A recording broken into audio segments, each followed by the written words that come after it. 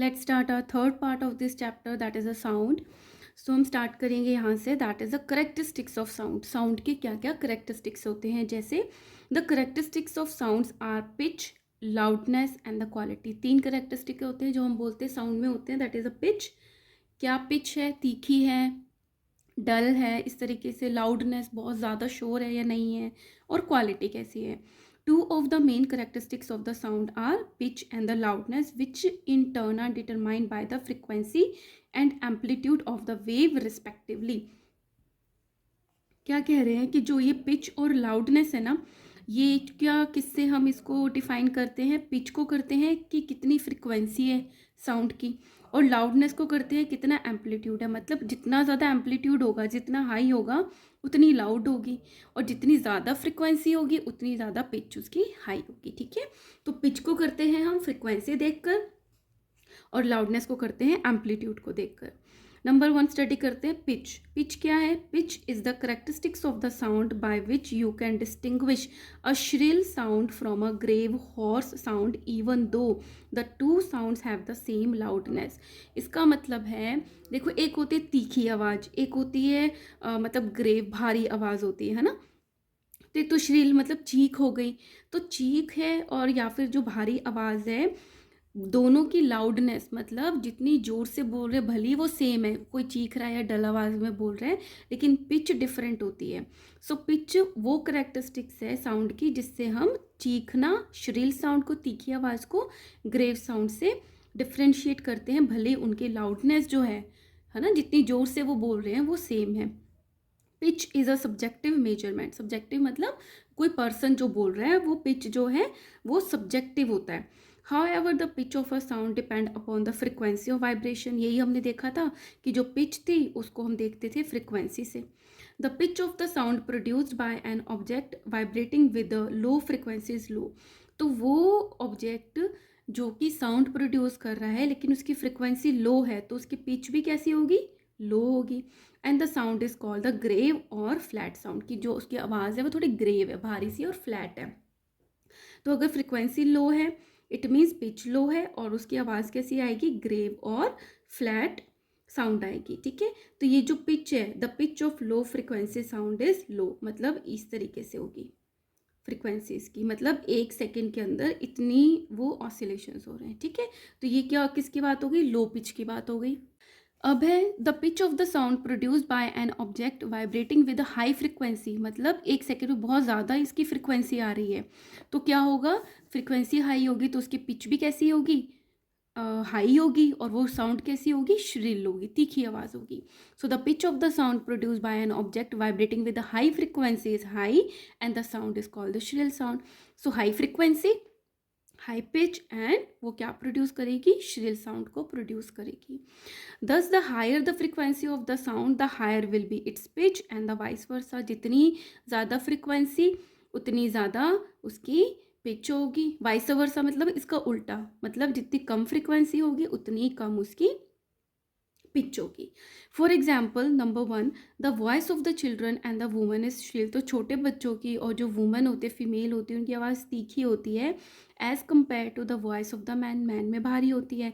This is because the children and women have a short vocal cords which therefore vibrate with the high frequency. क्यों, क्योंकि जो children woman होते हैं, throat में vocal codes होती हैं, नेक में, तो जो वो कैसी होती है, उनमें शॉर्ट होती है, छोटी होती है, जिससे जो फ्रिक्वेंसी प्रोड्यूस होती है वो हाई प्रोड्यूस होती है. तो पिच कैसी होगी, हाई पिच्ड होगी, और आवाज़ कैसी होगी, श्रिल वॉइस होगी. Man have a large vocal codes. Man में लार्ज होती हैं vocal cords which vibrate with the low frequency. तो उनमें जो फ्रिक्वेंसी होती है वो लो होती है to produce a low pitched grave और अ फ्लैट साउंड. इसलिए उनकी जो वॉइस होती है वो फ्लैट या फिर ग्रेव होती है. ठीक है. Second, the wing of a bee and the mosquito vibrate with the high frequency. जो मधुमक्खियाँ होती हैं और जो मॉस्किटोज होते हैं, उनके जो पंख होते हैं, विंग्स होते हैं, वो हाई फ्रिक्वेंसी से वाइब्रेट करते हैं. Hence the sound produce by them is shrill. इसलिए फ्रिक्वेंसी ज़्यादा है तो कैसी साउंड प्रोड्यूस होती है, shrill and the high pitched.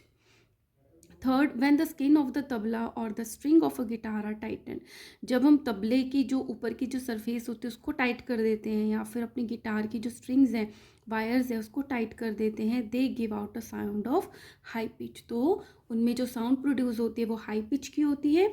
And then when they are loose, जब वो लूज होती हैं और टाइट होती है, तो लूज की कंपैरिजन में जब वो टाइट होती हैं तो हाई पिच प्रोड्यूस करती हैं। ठीक है। Fourth, in a flute, flute होती है बांसुरी, sound is produce by vibrating column in the air, तो बांसुरी के अंदर जो स्पेस होती है उनमें एयर का वाइब्रेशन होता है, कॉलम, कॉलम मतलब इसके अंदर की जो स्पेस होती है। The frequency of vibration is altered by closing the hole of the flute which changes the length of the column of the vibrating air.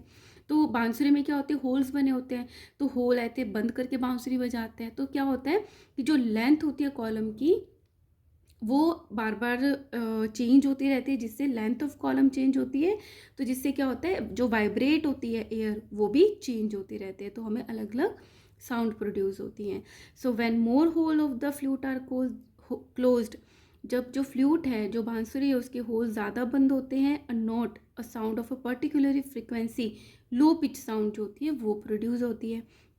When fewer holes of the flute are close, जब कम holes बंद होते हैं, then a note of the higher pitch is produce, तो high pitch produce होती है। तो इस तरीके से जो बांसुरी बजाते हैं वो इनको अच्छे से म्यूजिकली प्ले कर पाते हैं। ठीक है। नाउ टू मेक अ जल तरंग, जल तरंग में क्या होता है, ऐसे बाउल्स होते हैं और उनमें क्या होता है कि पानी भरा होता है, छोटे से बड़े की तरफ जाते हैं, तो बाउल भर तो उसे जल तरंग बोलते हैं। सो 6 to 8 बाउल्स और द टम्बलर्स, 2 ड्रम स्टिक्स और पेंसिल और वाटर लिया। टेक 6 to 8 बाउल और tumbler, arrange them in a semi circle, semi circle में अरेंज कर लिया। Fill them with a water up to different levels, और उसको फिल करते हैं डिफरेंट लेवल में, increasing gradually from one end to the other, और क्या है धीरे धीरे उसका लेवल जो होता है वो बढ़ाते चले जाते हैं। टेक द पेंसिल और अ ड्रम स्टिक, या तो हम ड्रम स्टिक्स यूज़ करेंगे या पेंसिल्स का यूज़ करेंगे। Now strike the bowl gently, जैसे हम बाउल को जेंटली स्ट्राइक करते हैं, strike all of them in succession, ऐसे ऐसे करते हुए चलो। सो ऑब्जर्व क्या करते हैं, striking the bowl causes the air in the bowl to vibrate, कि इसके अंदर जो एयर प्रेजेंट होती है वो वाइब्रेट होती है। The shorter the column of the air above, the faster the water vibrates, मतलब जैसे ये बाउल है, ठीक है, इसके अंदर हमने इतना पानी भरा है, और एक और बाउल है जिसमें हमने कम पानी भरा है, तो इसका कॉलम क्या है ज़्यादा, मतलब एयर का कॉलम, एयर की स्पेस इसमें ज़्यादा है, इसमें एयर कॉलम कम है। तो क्या कह रहे हैं, shorter the column of air above, जितना छोटा एयर का कॉलम होगा ऊपर, उतना ही ज़्यादा फास्टर रेट से जो उसमें पानी भरा है वो वाइब्रेट करेगा and producing a high pitch. तो इसमें क्या है, पानी हमने बढ़ाते चले गए तो लेवल कम होता जा रहा है एयर का, तो हाई पिच प्रोड्यूस होती है। As the height of the air column increases the pitch of the sound gets lower, जैसे वो कम होती है उसकी जो कॉलम की जो हाइट है वो बढ़ती है, तो जो पिच है वो कम होती चली जाती है। So conclusion, pleasant sound of the different pitches are produce in jal tarang, तो हमें क्या है डिफरेंट डिफरेंट जो पिचेस हैं वो जल तरंग में हमें सुनाई देती हैं। ठीक है। तो यहाँ पे हमने बात करी है पिच की, जो कि रिलेटेड है फ्रिक्वेंसी से, तो फ्रिक्वेंसी ज़्यादा तो क्या होगा, पिच ज़्यादा होगी। अब बात करते हैं लाउडनेस की। It is a common experience that when you shout you produce a louder sound, जब कोई चिल्लाता है, हम बोलते हैं ना, मतलब लाउड हो रहे हो आप, बहुत ज़्यादा लाउड हो रहे हो। सिमिलरली व्हेन यू विस्पर, जब आप धीरे से बोलते हो, you produce a feeble sound, तब आपकी आवाज़ कैसी आती है, बहुत कम आती है। सो लाउडनेस क्या हुआ, loudness is a characteristic of a sound by which a loud sound can be distinguished from a faint sound, तो लाउडनेस एक करेक्टरिस्टिक हुआ। लाउडनेस का मतलब यही नहीं है कि आप कितनी जोर से बोल रहे हो, लाउडनेस डिफ्रेंशिएट करती है कि आपने लाउड बोला या धीमे से बोला। So loudness is a characteristic of a sound by which a loud sound can be distinguished from a faint sound even though both have a same pitch, pitch भले दोनों की सेम है, ठीक है, बट लाउडनेस में difference आ सकता है। It is measured accurately by the amplitude of the vibration of the sound source. अब इसमें लाउडनेस को किससे मेजर करते हैं, एम्पलीट्यूड से, जहाँ से वो साउंड आ रही है। It has been found that the loudness of sound is directly proportional to the square of the amplitude of the vibration. Loudness is directly proportional. इसका मतलब क्या है? Loudness डायरेक्टली प्रोपोर्शनल, ये साइन होता है किसके है? एम्पलीट्यूड का स्क्वायर। ठीक है, तो मतलब लाउडनेस, एम्पलीट्यूड अगर 1 है, 1 का स्क्वायर कितना होता है? 1 इंटू 1, तो 1 ही रहेगा। एम्पलीट्यूड को अगर हमने डबल कर दिया, 1 का 2 कर दिया, तो 2 का स्क्वायर कितना होता है? 2 इंटू 2 4। तो लाउडनेस जो है वो 4 टाइम्स बढ़ जाती है। ठीक है, तो एम्पलीट्यूड डबल होने पे लाउडनेस 4 टाइम्स इंक्रीज हो जाती है। ठीक है, तो ये क्या बोल रहे हैं? Loudness of the sound is directly proportional to the square of the amplitude of the vibration producing the sound. For example, if the amplitude becomes twice, तो अगर जो एम्पलीट्यूड है वो ट्वाइस हो गया तो लाउडनेस इंक्रीजेस 4 टाइम्स। तो जो लाउडनेस है वो 4 टाइम्स इंक्रीज हो जाती है। Van you strike a drum softly, जब आप ड्रम को सॉफ्टली बजाते हो, it's can vibrate with a smaller amplitude, तो बहुत कम वाइब्रेट हुआ, एम्पलीट्यूड कम था, मतलब जो मैक्सिमम हाइट होती है इस वेव की, तो वह एम्पलीट्यूड कम था, तो कैसी साउंड प्रोड्यूस हुई? Soft sound is produce. Smaller amplitude तो सॉफ्ट साउंड प्रोड्यूस हुई।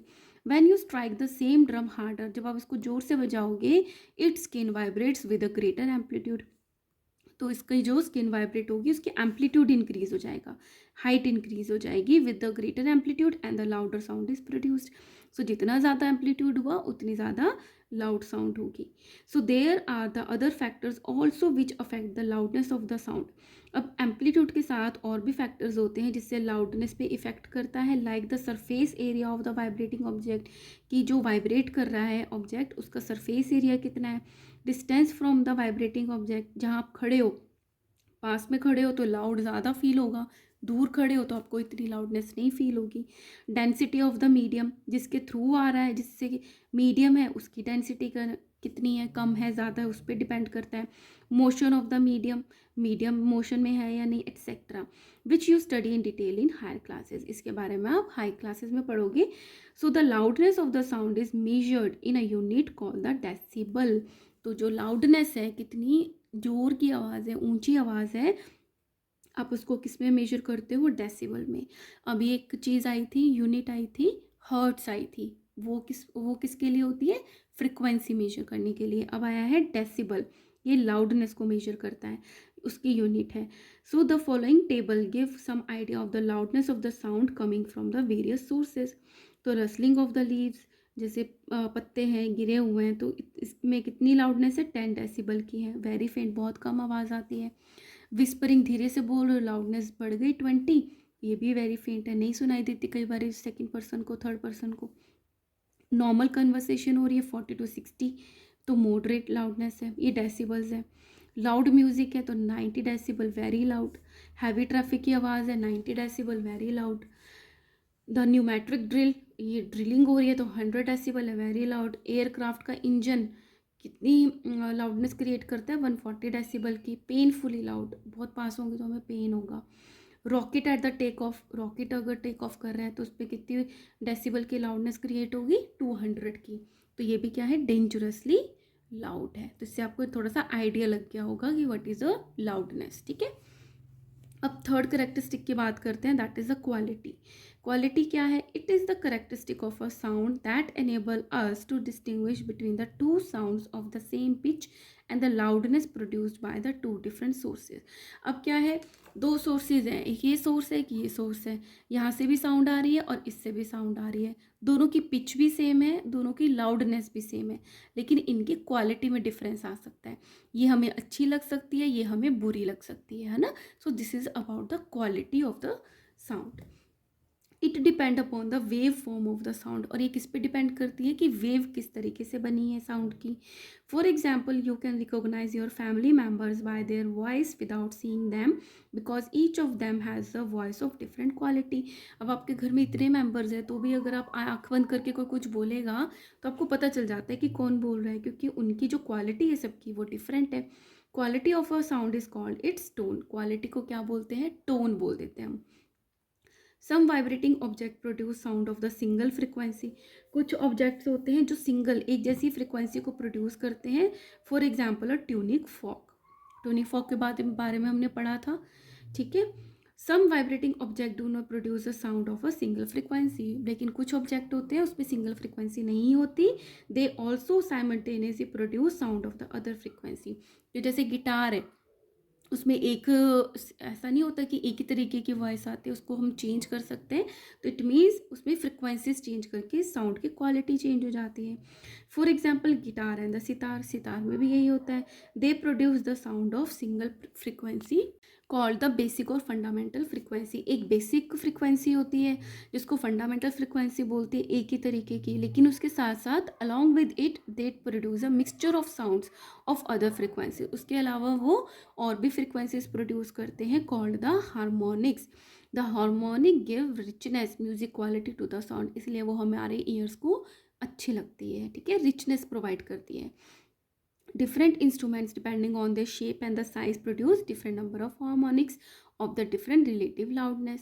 अब क्या होता है, डिफरेंट हमारे इंस्ट्रूमेंट्स हैं, म्यूजिक इंस्ट्रूमेंट्स हैं जो कि बहुत डिफरेंट तरीके के हार्मोनिक्स और द फ्रिक्वेंसीज प्रोड्यूस करते हैं जिसकी लाउडनेस भी डिफरेंट होती है। That is why you can distinguish a sound produce bye an instrument from that produce by the another instrument. ठीक है, कोई सितार बजा रहा है, कोई गिटार है या तबला है, तो इससे क्या हो जाती है, इसकी फ्रिक्वेंसीज चेंज हो जाती हैं इंस्ट्रूमेंट की, क्योंकि क्वालिटी भी चेंज हो जाती है ना, तो हमें पता चल जाता है कि किसकी साउंड है, right. So here I am completing this video. Next video से हम स्टार्ट करेंगे the sound produced by the human. So guys kindly like share and subscribe. Thank you.